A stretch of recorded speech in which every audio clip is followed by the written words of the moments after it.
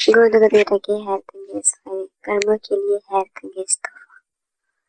गोंद कतीरा पानी में घुल जाती है, इसका रंग सफेद और जल्दी मर चुका होता है। इसका जायका फीका, मिजाज गर्मी और सर्दी के लिहाज से मुतदल यानी बेहतरीन है। स्वादिष्ट, जिस्म को मोटा करने वाला, इस्तेमाल बैरूनी कतीरा जल्द को नरम मुलायम, इसकी खुश्की को जाहिर करता है।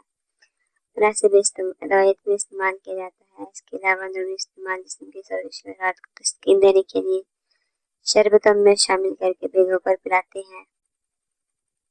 जिस्म को फरवा करने के लिए इस्तेमाल होता है। जख्म, प्यास, जलन में आराम सुकून देता है।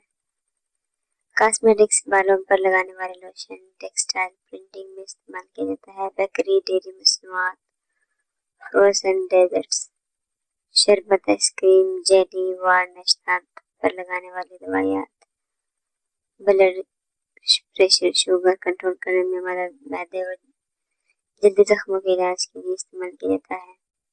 गोंद कतीरे का इस्तेमाल गोंद कतीरे शीशे की तरह साफ और सख्त दानों की शक्ल में होता है जो आपस में जुड़े हुए होते हैं।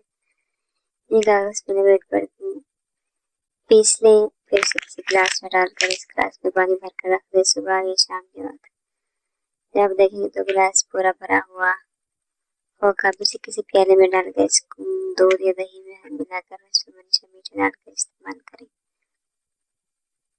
वार्निंग, इत्तिबा, ये कुदरती टॉनिक बहुत ठंडा होता है, इसे हफ्ते में 2 दफा इस्तेमाल करें। मौसम गर्मा में मैदे की गर्मी, खून की गर्मी, मेसाना की गर्मी, जिगर की गर्मी, थकावट, चिड़चिड़ापन, जोड़ों में हड्डियों में तकलीफ खत्म।